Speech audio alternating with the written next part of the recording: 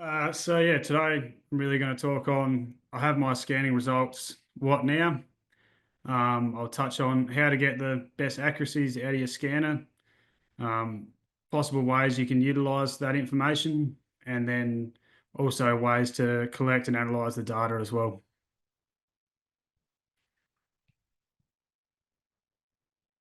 So this is following on from the previous webinar of an ultrasound investment, which really spoke about on, what you can do with it, the benefits of it, and as well as a cost analysis as well.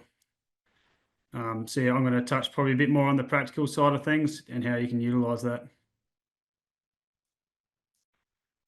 So the main one to start off with is why scan and what are the benefits for me? So straight up, it's just the ability to separate your dry ewes. It's the easiest one to do. It's just take away those ewes that aren't going to be giving you a lamb. What you want to do with those dry ewes is up to you. There's a lot of different ways you can go about it. You can stock them at higher rates. You can sell them, rejoin them. It all just depends on what your system's doing, how many dries you've got, how much feed you've got on offer, and whether or not you can hide them somewhere else. Determination of fetal numbers, which goes into more of scanning for multiples. So from that, you can allow nutritional requirements of ewes to be met based on their pregnancy status. So once you've separated them, as we said last week, it showed you the difference between the single bearing ewes and twin bearing ewes. Their feed requirements are significantly different, and being able to really target that nutrition really allows you to straighten up your setup. From that, you can also fetal age your lambs. So this is managing lambing groups into early and late lambs. This can be anywhere from going earlys and lates in a 5-week join, so going the first 3 weeks and taking up that last 2 weeks, all the way to having a 12-week joining and separating them in halves or early, mid, lates. Depends on what system that you have in place and how it's going to work for your production system. It's also a marketing tool when selling ewes. These days, if you're selling just station-mated ewes, you're really missing out on that market premium.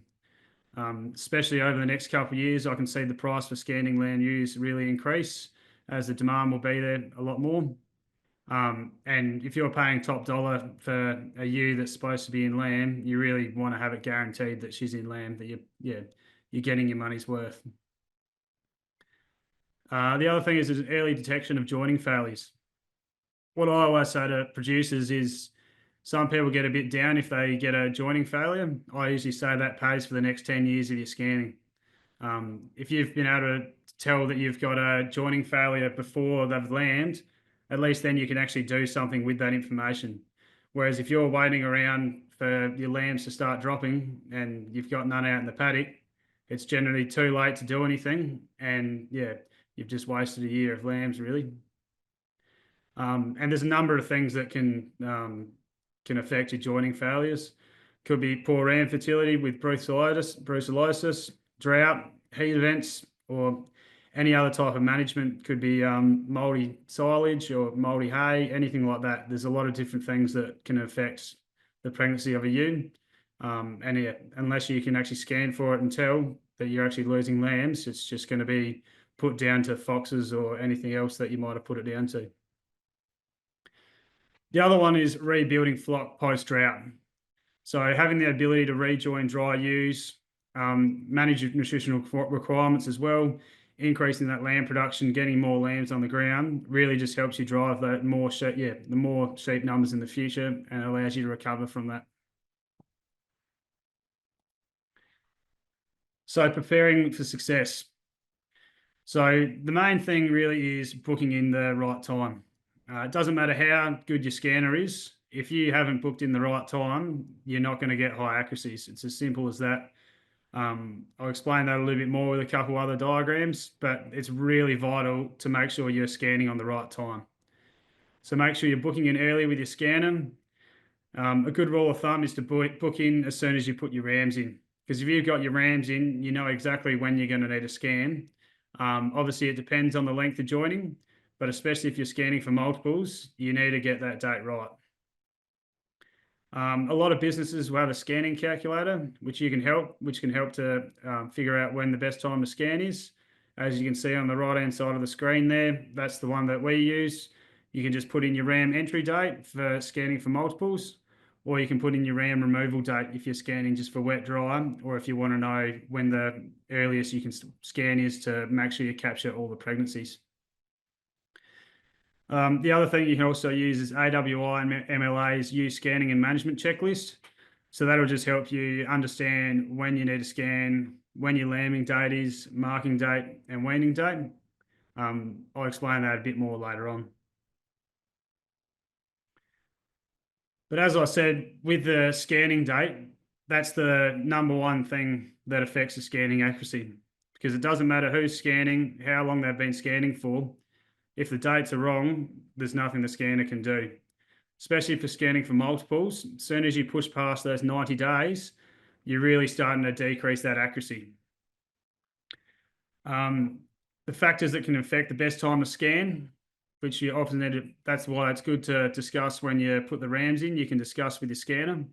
It could be seasonal, hot weather, or the time of joining. If you're joining as a summer joining, it's not their optimal time, their optimal seasonal time.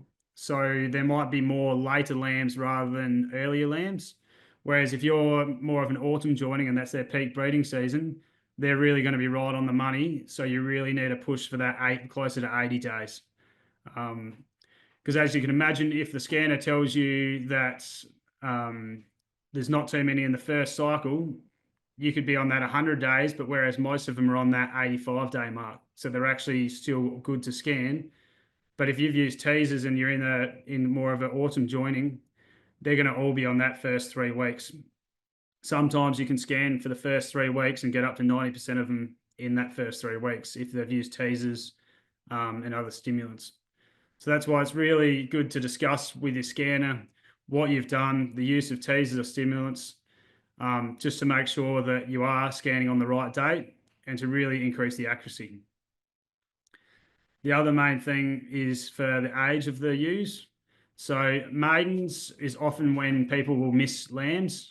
So you need about 42 days. It can be from 35 days, you can start to see a bit of swelling in the uterus, but you really need 40 to 42 days for that fetus to actually develop for the scanner to be able to see them.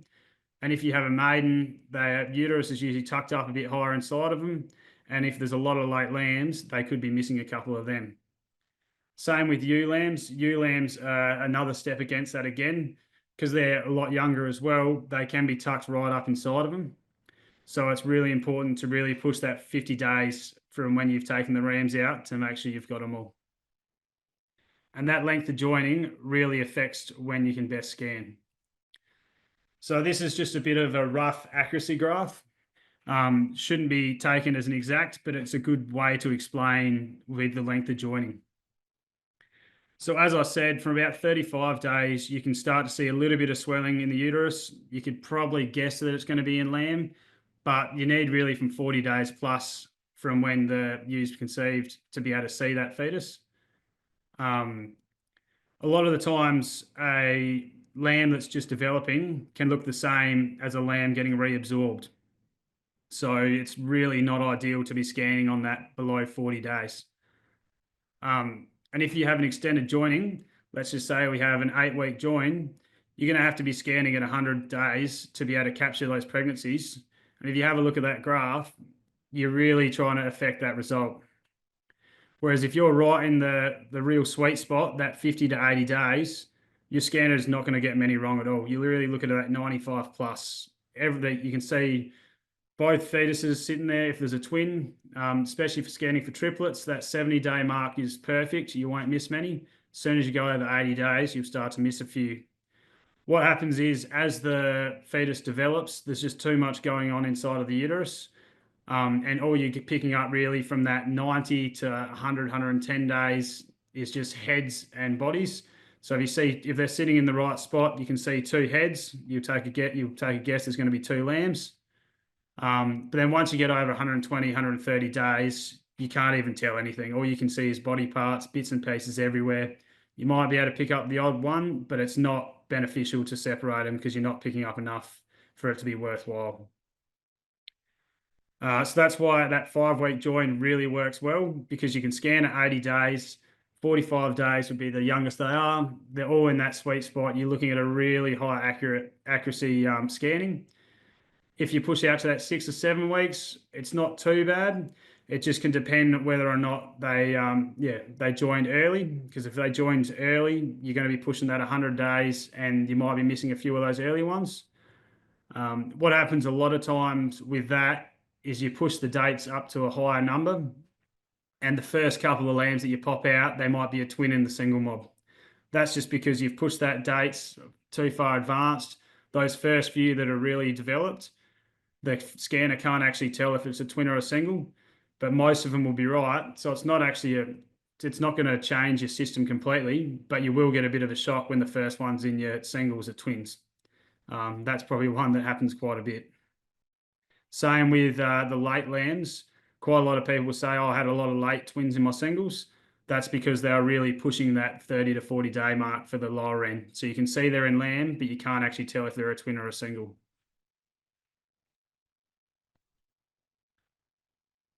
So what do I actually need on the day?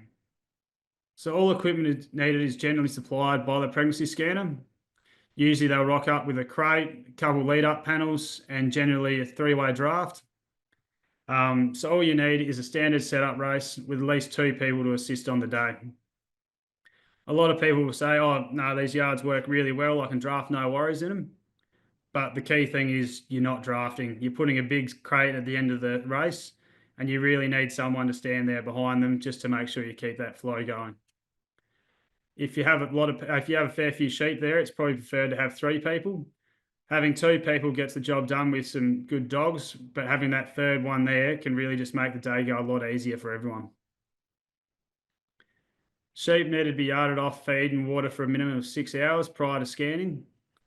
Generally, just getting him in the night before is enough. Sometimes if you're scanning in the afternoon, just getting him in first thing in the morning will be no worries. But what I generally say to people is people's first thing in the morning can be very variable. I say if you can't get them in before 7 o'clock on that morning, just get them in the night before. Otherwise, they'll be full. So what happens with a full ewe when you're trying to scan her? She's got a full ruminal bladder, which is pushing that pregnancy around. So if she's just had a drink of water and she's got a big blown guts, sometimes you might even miss a pregnancy. You'll look in there and you can't actually see anything because it's moved that uterus around and the scanner can't have a scroll. The other thing is it really affects your multiple accuracy, because if her stomach's pushed out, the scanner can only put the probe on her belly and have just a look straight in. They can't actually scroll all the way back and all the way forward, which is where you can lose that 5, 10, 15% accuracy, because they might be able to see she's in lamb, see one lamb, but because her stomach's pushed out, they can't actually scroll all the way forward or all the way back, which means they can always miss 1 or 2 lambs in there. And depending on individual setups, it's possible to achieve throughput at up to 400 or 500 ewes an hour. Depending on individual scanner setup, ewes are drafted automatically with a 3-way draft. That works best. Things flow through a lot easier when you're not holding the ewes up. The longer you're holding the ewes up, if you're marking them or whatever you're doing with them, it stops that flow through, and it can really affect how the ewes run. So if you can draft them as you're going, it keeps a nice, simple process for everyone, and it just creates a real nice and easy job. Ensuring accuracy of results. As I've spoken about a few bits and pieces before, the incorrect dates is the real main one. If you haven't got the dates right, there is nothing the scanner can do at all. As I said before, if you're using not off feed and water the night before scanning, that can affect it. Some ewes you'll be able to bring in full and there'll be no worries to do, but most of the time they really need to be emptied out. As I said, it might only affect it by 10, 20%, but it's just a lot easier. It's an easy one to do. Just get them in the night before, and it just makes the process a lot easier and a lot more accurate. Not only that, it's a lot easier on the scanner's hand as well, because if the stomach isn't pushing out, the scanner can actually scroll through and they're not pushing in. which after a day of doing full use, well, it's not even a day, just an hour or so, you can really feel it in your wrist. So it is a bit of a safety concern for your scanners as well. So if you look after your scanners, they'll look after you. No supplement feed the day before. So quite often when you're scanning, there is a lot of supplementary feeding going on. So if you trail out a heap of grain the day before, just think that grain's going to be sitting in that ewe's guts, fermenting away, and basically just works as having a full bladder or ruminant as well, because all it does is just blow up their stomach and pushes their stomach out. So same thing again, you can still scan, but just decrease the accuracy, and scanner will also be unhappy too, because obviously it's a lot harder on their body. Extended joining period, as I spoke about with the correct dates of scanning before, that extended joining period just can really decrease the accuracy. Sometimes it's even recommended just to scan at the 80 days if you've got an extended joining and just rescan. So you might scan at 80 days, take off the first 5 weeks, and then come back and scan the dries again. Some people in a more extensive system will actually leave the rams in there with them, scan at 80 days, and then you've pretty well got 2 6-week joins. With that system, it actually also saves a muster as well, but that's obviously more for your pastoral zones and that sort of thing. Flighty sheep. If your sheep are absolutely mad, there's nothing the scanner can do either. If they're jumping in the crate, jumping around, the scanner's sitting there with some quite expensive gear in their hand. If the ewe's jumping around and it kicks the probe, knocks it out, it's generally a $4,000 to fix that probe. So what they're going to do is just have a quick look in there, have the best guess they can do, but they're going to put them out to whatever they think is going to be right. There's just nothing the scanner can do about that. So it's really important to have a nice, easy race going in there and ensuring the ewes, really try to keep calm. Fat animals as well. Obviously, this is just one that, sometimes you can't help, but condition score above 4 kind of works a bit the same as having a full rumen or bladder. That just pushes that stomach out. It doesn't make a hell of a difference.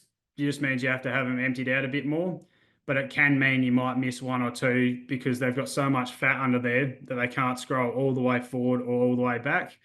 Same thing again, it's not going to decrease the accuracy really significantly, but that's where those few scanning discrepancies come in.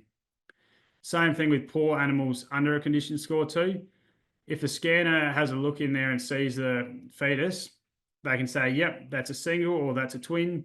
But if there's one half dodgy looking one there because they're not in very good condition and she's probably going to slip it, there's nothing the scanner can do. They can just give you the best answer they can give on the day. And quite often you'll see some poor sheep and you'll be going, half of these aren't even going to make it. So it just really decreases the accuracy, but that's just nothing you can do about that. That's just, you got to really make sure you keep those conditioned on your ewes. It's really good to water down the race, just the lead up race there, or have a cement race. Where the scanner sits, obviously the ewes are running around in that forcing race, chopping up all the dirt, and it just all funnels around and ends up on the scanner's face. So if you've got a happy scanner there, they're going to do a better job. You might just need to water it down every couple of hours. Once it's wet, it doesn't take much to water it down, and it makes a hell of a lot of difference for the scanner because all that dust just sits there. They're sitting right at that level where there's a thick layer of dust, whereas it might not seem too bad for the people standing up because they're actually not in that lower level. But watering down that race does make a lot of difference.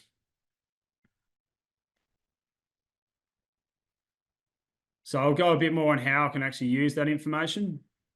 So with your dry ewes, you really have that ability to remate. It's a good thing to also think about the condition score of those dry ewes, because if you look at the dry ewes and a lot of them are skinny, it might not actually be those ewes' fault that they're in there. It's just because they haven't been looked after. They might have had a twin last year and they just might not have been able to recover from that. Whereas if you're looking at your dry ewes and they are all mud fat, I'd really question their existence. All they're doing is just getting an easy run off you. And if they're mud fat, whereas all the other ones are more of a condition score 3, generally they probably haven't had a lamb for a couple of years and they're really just a glorified wether. So from that, you can either just sell them straight away, or you can retain them in flock. It's probably more beneficial to retain them if they're merinos, because obviously you're still getting a fleece cut off them. Whereas for a crossbred, Dorper, Shedder, yeah, you really got to question what their purpose is in that flock.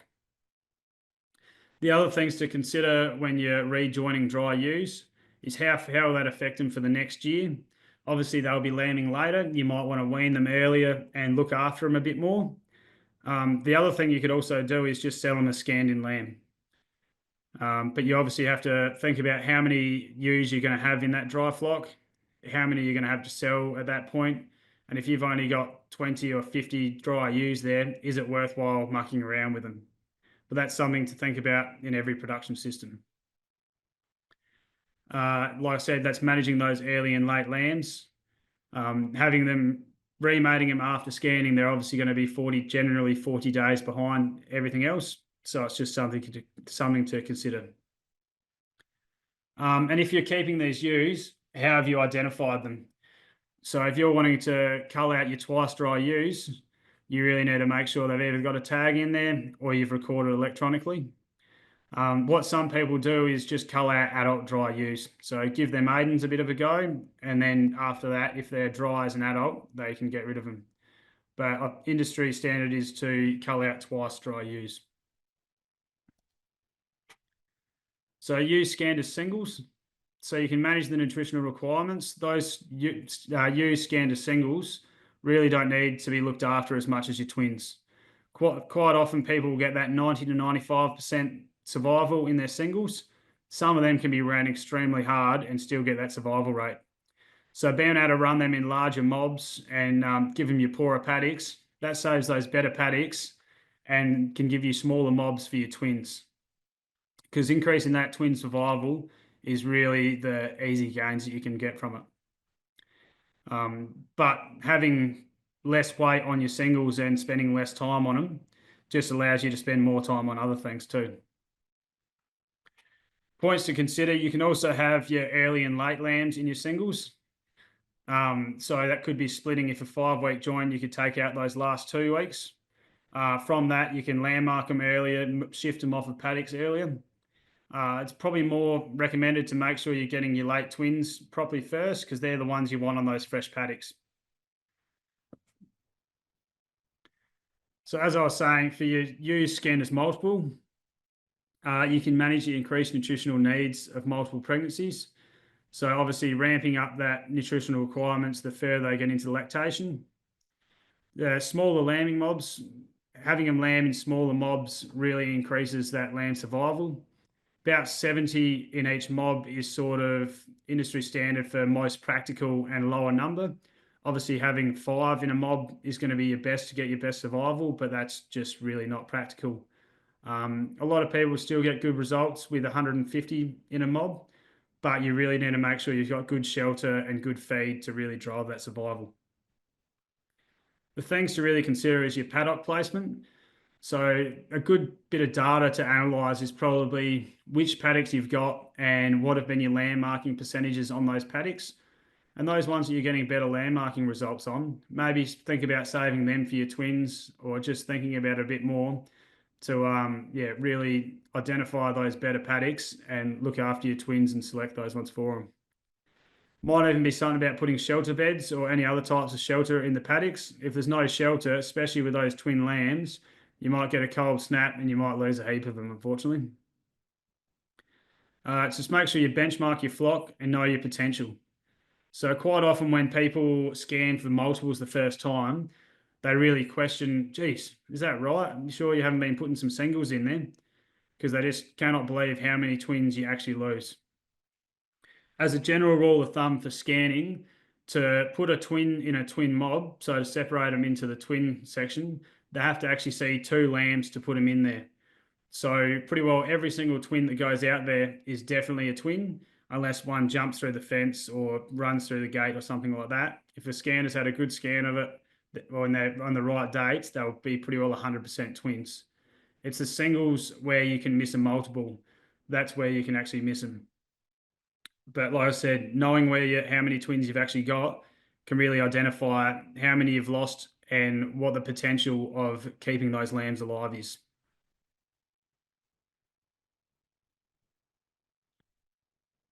So this is a pregnancy scanning report that we supply to all of our producers.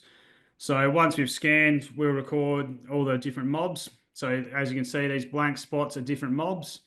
So we've got the dries, singles, multiples, the total number of views, and then we give them a condition score too, just so it's just something else to analyze once you're going afterwards. From that, you can work out your scanning percentage, which is your total percentage, total number of lambs over the total scanned. So as you can see from that first mob, it's 135%. So that's from 518 ewes scanned, you'll get 135%, which will give you 700 potential lambs. From that, they had a conception rate, which is your total in lamb over total scans. So that's 90% of those ewes were in lamb. And under that is the percentage of twins. So from the ones that are in lamb, it's the percentage of twins out of them. So scanning with EID. So scanning with electronic tags, all that does is allow you to identify and have that marked on that ewe, whether she was a dry, single or multiple. From that, that can be as simple as just having it recorded on that tag. If you have a box up, you've got it there and you can run them through your auto drafter or mark them with your stick reader afterwards, or after the box up. The other thing people can do also is if you're scanning at that 80 days, you might be shearing or crutching or something in the week or two after scanning. So having that electronic tag, you can actually scan them, run them all still together as a mob, and then separate them after shearing or crutching. So the ways to do this, so it depends on your scanner. A lot of scanners will have their own recording setup. So that might either be a stick reader or recorded into a software program, which is just connected to a scale head into the ultrasound and then recorded automatically. So the way to get your best results from using electronic tags, you really need to make sure that all ewes have an electronic tag. The higher percentage that don't have an electronic tag, generally the increased error rate. Depending on what you're using it for, if you're just using it for lifetime data, you might not be too worried about it, but it's really good to just get that accuracy up. And if they don't, using a stick reader or a software program to avoid any miscalculation of pregnancy is really recommended, which that can happen when it's connected to directly to the Overscan, because as one comes in, if there's no tag, it might be changing the pregnancy status of either the one behind it or in front of it. And you really need a good lead up race to ensure ewes come into the crate in an orderly manner. If you've got 2 or 3 ewes coming into the crate, you're almost better off giving up on trying to record electronically, because you just mucks up the whole system and it just becomes an absolute nightmare. It is possible just to split them up into dries, singles and multiples and then run them back through a panel reader afterwards. Generally, you'll get a better accuracy out of that as well. But it's up to each individual setup and what you want to do. It's really recommended to have an extra labour unit if you're trying to get high accuracies out of using electronic tags. Having someone there to make sure there's only one in the crate at a time and make sure if there's one without a tag, they can actually say that there is one without a tag coming up. All those little bits and pieces just really help drive that accuracy. So the benefits of electronic tags for recording pregnancy status. So you've got a lifetime record of reproduction. From that, you can have twice dry cull ewes, or if you're coming to 5 years old, 4 or 5 years old, you might want to keep those ewes that have only had twin on twin every year. So that's really selected those high performing animals. And we do have a few people starting to utilise that. And once they've kept those ewes that have had twins every year, they are generally having another twin year on year after that. There's a lot of different things that you need to take into consideration if you're going to that step, but it is something that's easily recorded once you've got electronic tags, because it's just as simple as recording it every year and then bringing it up later on when they're a bit older. The other thing is obviously you combine separate mobs and manage and optimize nutrition requirements at key times. And it's just that ease of collating and recalling records, such as condition score, body weight, and lambing. So really, if you're trying to work on benchmarking for paddocks, genetics, or different other trial work, having that electronic tag in there will allow you to check all the condition scores or put a different different treatment on each ewe and then run them together. And then from scanning them all, you'll be able to get which ones had dries, singles, or multiples and work out a percentage quite easily afterwards, because it's all just sitting in there. All you need to do is just collate the two data of the ones that you did the supplements or the trial work with, or even your different genetics, and then just benchmark it against that pregnancy status. It's really quick and easy. And I think that's probably the main benefit from recording electronic tags, is really trying to push that trial work, testing out different genetics, and just learning what works out best for each production system. You can go right into it and then work out your reproduction efficiency. And even if you were mothering up, work out your kilograms of lamb weaned per ewe. Obviously, that's a more intensive system, and that's really making sure you've got everything ticked off beforehand and then getting into that. So managing that data, this is really the key one. So there's a variety of different software programs out to manage that data. It really depends on how in depth you want to go with the data you're recording. And it also depends how good you are on a computer and on Excel. Generally, if you're only doing a few simple things, just using your stick reader and Excel will work really well. Your scale heads add another level on top of that with analyzing data. But then if you really want to get into it, using a software program will be the way to go. But if you're terrible at using computers and just gives you a headache, I wouldn't even worry about recording it. Just stick to what you're doing well, stick to looking after your ewes, stick to just feeding your twins better and managing them more efficiently, and just use your mob-based data first. Because that mob-based data will give you a really good analysis of how that mob's doing. It's only if you really want to drive production and figure out what's going on that individual analysis will really benefit you. So this is just a simple spreadsheet, which could be from your scanner every year. So when I'm recording electronically, all I do is scan each mob, create a different mob. Some people will have it as a whole year, but let's just say this is the maidens for the first year. Then it's their 2.5s and 3.5s. So this would be on the fourth year of scanning. So these girls are getting to that fourth year now. Each year I've given the pregnancy status of 21, 22, 23. I've sent that to the producer every year. And then from that, we've been able to work out the number of lambs that they've had potentially every year. As a total. And then from that, you can calculate a value. And from that also, you could also divide it by 3 years and work out a percentage of how many lambs they've had each year. This is a really simple one to do. But like I said, if you don't know how to use Excel, you're probably going to be better off talking to a service provider, sending your 3 years of data off to them, getting them to spend 10, 15 minutes on it, collating it, and just giving you back a number of lambs, dollar of lambs, or a percentage of lambs. It will take them no time to do it at all. But if you're only trying to do this once every year, you'll have a headache unless you're actually good at using Excel. But there is a lot of help using YouTube or just any other type of internet search. You can just look up how to collate data, how to do stuff. All your software programs and retailers will have extra stuff to help you recall all this data as well. So really the key messages is to plan ahead, book in early, have a plan of how you're actually going to use that information. And if you're using EID, always have a backup system. As I spoke about right at the start of the talk, this is the ewe scanning and management checklist from MLA and AWI.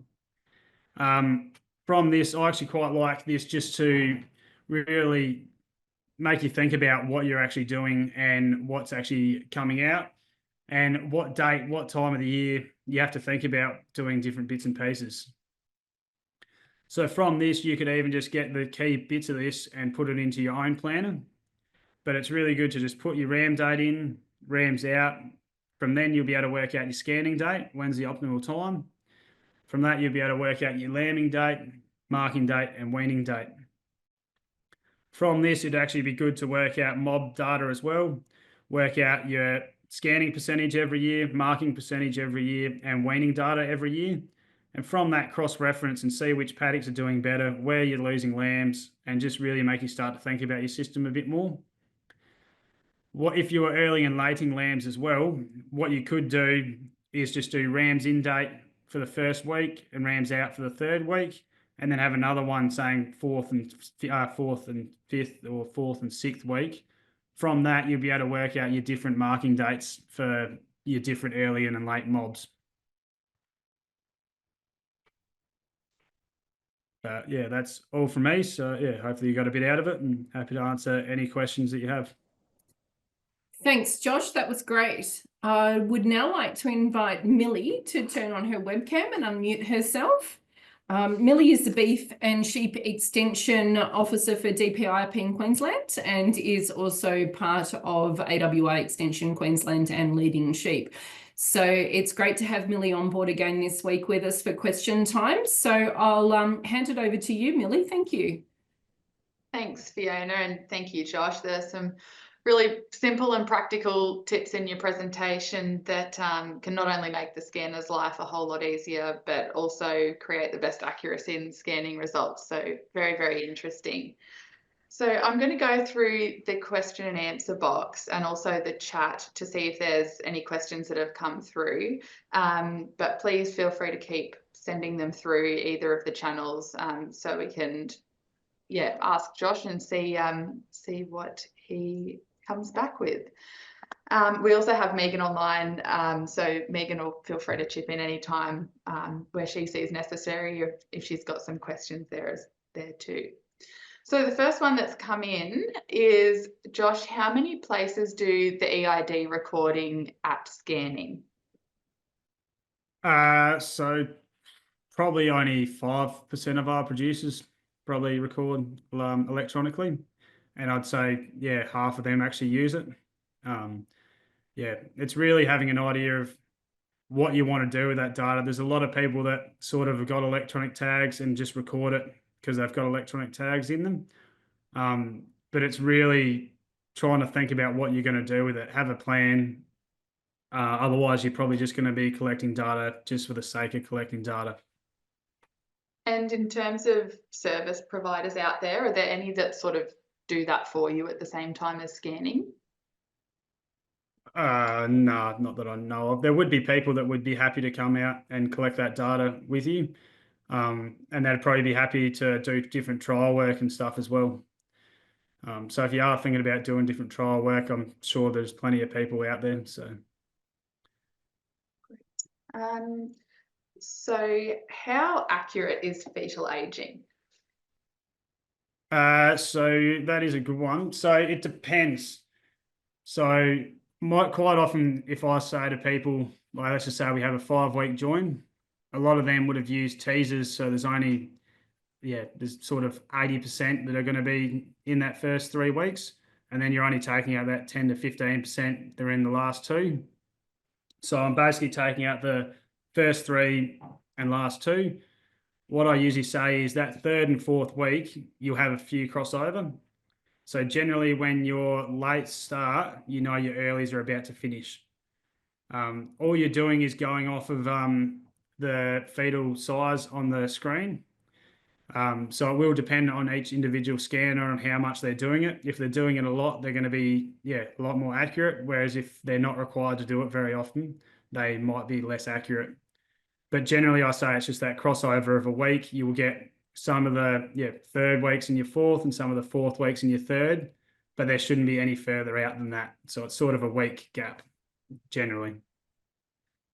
And it also depends when you're cutting them off. So let's say with that, if you've used teasers, most of them in that first 3 weeks and you're not actually taking many out, so it's pretty accurate. Whereas if you're trying to split them 3 and 3, there's a lot of crossover. So when there's a lot of crossover, there's obviously less accuracy because you're trying to split them, in a real busy lambing period. But that will just depend on what your system is. Sure. We've just had one come through. In a 5-week join, is it easy or accurate for the scanner and beneficial to the producer to scan for early and late? So in a 5-week join, it is depending on how intensive your system is. So if you're just doing it just for the sake of doing it, it's probably not that beneficial. But if you want to, from that, you can landmark that early mob a week or two earlier, and then you can landmark the late ones later. Same thing, you can drive that nutritional requirements, and you've also got a smaller mob size too. So then you can drive those early lambs first, because depending on what your seasonal like weather's doing, those early ones might not have that early growth of pasture, and whereas the late ones, hopefully by the time they come, there's a bit more growth around. But like I said, it just depends on your setup. But more pastorals later is probably more splitting up an 8 to 10 week join, and that's definitely beneficial because then you can, you've got a lot more varied size of lambs. And yeah, much easier to manage for those different nutritional requirements at different stages of pregnancy. The other thing I'll probably put in with that too, it's with electronic tags, you can recall that data of early and late lambs as well, which is really beneficial for scanning time. Classing time. So when you're classing through your hoggets, if you can easy scan them and go, yep, that was out of a twin, like the twin mob, or it was a twin late mob, it just allows you to class those ewes with a little bit of extra leeway on those later twins, because those later twins are really the ones that get knocked around a bit more. Great. And we had a question last week about whether there's enough pregnancy scanners to go around for everyone at the time that they need them. You might only be able to speak for the South Australian perspective, but yeah, just wondering your experiences with that. Yeah, there definitely is. Probably the main cause of concern of that is when you've got people ringing up wanting to scan tomorrow or next week. Because if you're trying to ring up that late, sometimes you'll be able to make it happen. But quite often people are booked up just because you need to be right in those specific times to get that accuracy. So as long as you're booking in early, there's not too many people that will miss out on getting their ewes scanned. But it's really vital to book in early to make sure you get in. And most scanners, if they're booked up, if you give them enough leeway, they'll find another scanner for you. They all know, a lot of them will have connections, especially in that area. So if you ring up early, you wouldn't have any problems getting them scanned. It's just booking in early. Yeah, great.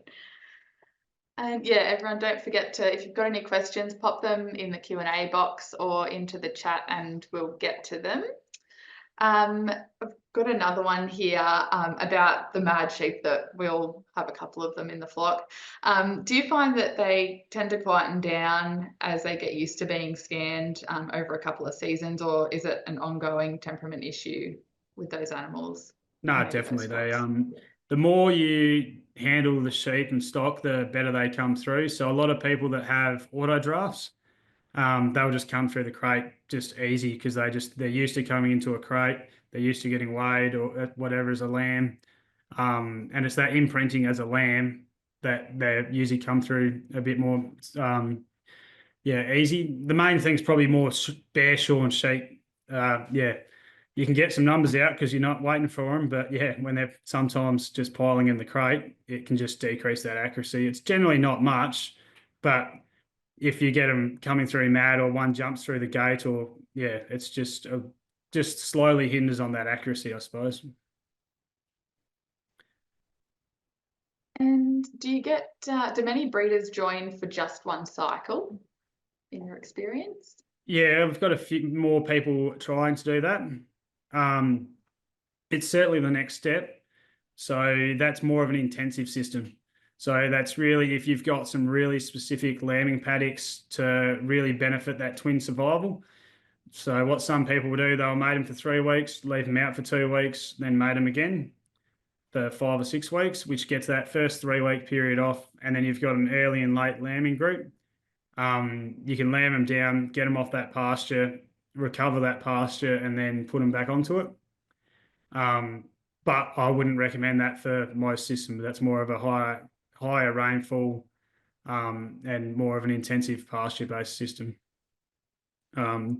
We probably have more people leaving their rams in and managing them as early and lates than probably doing that. So, Yeah. Okay. but we're also based out of Burra, so we have a few more people down the bottom southeast, Fleurieu, Kangaroo Island, that do that sort of thing. But most mixed farmers, it's yeah, sort of too much work, probably, I suppose. Yeah. If someone's wanting to collect other information at scanning, like body condition score or weights, do you have any recommendations as to things that make the process a bit easier for you as a scanner? Yeah, do it before or after. You can't. I've with a couple people. So with Adelaide University, they've got some some people, some girls that come out and do it, and they're really good. Like they sit behind you and they'll just sort of keep them into you as they're scanning them. But that's because they do it all the time. Like they've really got the system going. Quite often it's just, it's not applicable because it just slows everything up too much, and it's easier just to do it afterwards or before when they're in the yards. It's the same thing when people are trying to needle use as they're coming in, because that's always a big one. Oh, geez, we've got them here. They're coming through the race. I'll just needle them as we're going through. I'm really good at it. Some people are quite stubborn and they want to do that. I say, righto, I've never met anyone that's done it before, but you can give it a go. And generally after the first race full, they chuck it away. So you're really there to do a scanning job. It's sometimes you can make stuff work, but most of the time, 95% of the time, you're better off scanning and then doing it afterwards. And one of your parting messages was to always have a backup system for EIDs, which I think we can probably all relate to, whether we've been doing stuff on Excel or EIDs just in general. Can you recommend any good backup systems? So backup systems is also, can range from literally just saving the data file on a different system, saving on a computer or a USB stick, but it could also literally just be marking the user afterwards. So just scanning and then just marking your twins or singles afterwards. Some scanners will let you mark them as they're going, but we don't recommend it because, we don't really like sucking on a paint can, but some places prefer to do it. But yes, just marking them afterwards works really well. But the main thing's really just get that file off and save it in a couple of places if you're really trying to, if that data is really important to you. Because, technology is good when it's working, but when it doesn't work, you've got nothing. Yeah. And another one, I always get a few lambs in my single, a few twin lambs in my singles. Could this be my scanner or my management? I'd say generally it'd be your scanning dates.